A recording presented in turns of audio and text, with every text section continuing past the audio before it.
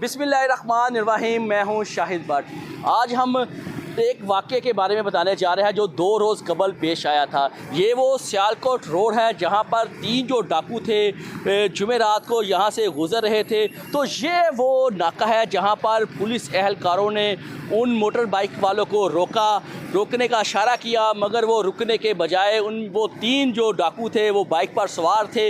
उनमें से जो सेंटर में बैठा हुआ डाकू था उसने जो पुलिस एहलकार बाबर है जिसने इशारा किया था रोकने को, उस पर फायर किए। 3 फायर लगने से जो बाबर था वो ज़ख्मी हो गया, वो यहाँ पर सड़क पर ज़मीन पर गिर गया। उसके साथ जो दूसरे एहलकार थे वो उनके पास वेपन नहीं था। सिर्फ वेपन एक पुलिस एहलकार के पास होता है जो यहाँ पर ड्यूटी सर अंजाम दे रहा होता है। तो जो वो डाकू थे वो यहाँ से फ़रार हो चुके। ये जो पुलिस एहलकार हैं ये पुलिस लाइन से यहाँ पर ड्यूटी करने आते हैं, क्योंकि यहाँ पर चंद गज़ के फासले पर आगे सेशन कोर्ट है, इसलिए यहाँ पर ये नाका रोज़ाना की बुनियाद पर लगाया जाता है। वो डाकू इसी रोड से होते हुए आगे वाले रोड से ये फिर पहुँचे कमिश्नर रोड पर। कमिश्नर रोड से ये जो डाकू थे सीधा बाईपास की तरफ गए हैं। वहाँ पर आगे माफ़ी वाला गांव है, वहाँ से होते हुए ये अरूप पहुँचे हैं। अरूप से ये जो डाकू हैं उसके बाद नंदी पर पहुँचे। यहाँ पर जो डाकू जो पुलिस एहलकार बाबर ज़ख्मी हुआ था उसके बाद यहाँ पर पुलिस की भारी नफरी पहुँच चुकी थी।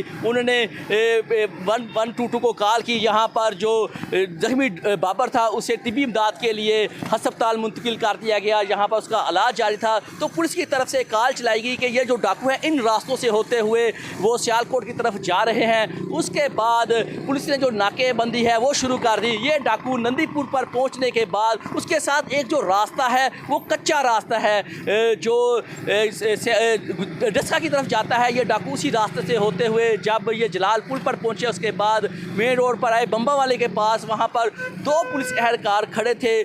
उन्होंने उन्हें इन डाकुओं को रोकने को कहा, क्योंकि पीछे से कार चली हुई थी। जो 3 डाकू हैं वो एक 125 पर सवार होकर इसी रास्ते पर जा रहे हैं, क्योंकि उन्होंने एक पुलिस एहलकार बाबर को ज़ख्मी किया था, 3 फायर मारे थे। जब उन्होंने रोका तो उसमें इफ्तिहार जो पुलिस एहलकार था उसके साथ नवीद था।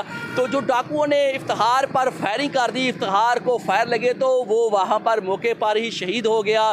तो जो दूसरा जो नवीद था उसे भी फायर लगा, वो ज़ख्मी हो गया। जो डाकू थे जो इफ्तिहार की जो गन थी वेपन था वो भी साथ लेकर दोबारा गुजरांवाला की तरफ भागे हैं। जब वहाँ पर पुलिस पहुँची तो पुलिस की वहाँ पर नफरी पहुँची तो उन्होंने वहाँ पर फिर दोबारा से कॉल चलाई कि ये वही डाकू हैं जिन्होंने गुजरांवाला पर बाबर पर फायर किए थे। उसके बाद ये यहाँ पहुँचे, यहाँ पर आकर उन्होंने इफ्तिहार और नवीद पर फायरिंग की है। जो इफ्तिहार जो कांस्टेबल था वो शहीद हो गया। तो पुलिस ने दोबारा से नाकाबंदी पूरे गुजरांवाला की कर दी। हर सड़क पर जो पुलिस के नौजवान थे वो तैनात कर दिए गए, क्योंकि इन्होंने 2 जगह पे जो पुलिस एहलकार है उन पर फायरिंग की थी इन डाकुओं ने, जिसकी फायरिंग के नतीजे में जो इफ्तिहार था वो शहीद हो गया था। वहाँ पर जो हमारे RPO गुजरांवाला है तैयब हबीब वो भी वहाँ पर पहुँचे। उसके साथ जो काम CPO हैं रजवान वो भी वहाँ पर पहुँचे जहाँ पर जो कांस्टेबल शहीद हुआ था। उसके बाद पुलिस ने अपनी जो नाकाबंदी है जो वो बड़ी टाइट कर दी ताकि ये डाकू बच न सके। वो डाकू फिर वहाँ ही रास्ते से होते हुए टिकड़ी से गाँव से होते हुए वो दोबारा गुजरांवाला जो कैंट का एरिया है मेन GT रोड वहाँ पर पहुँचे।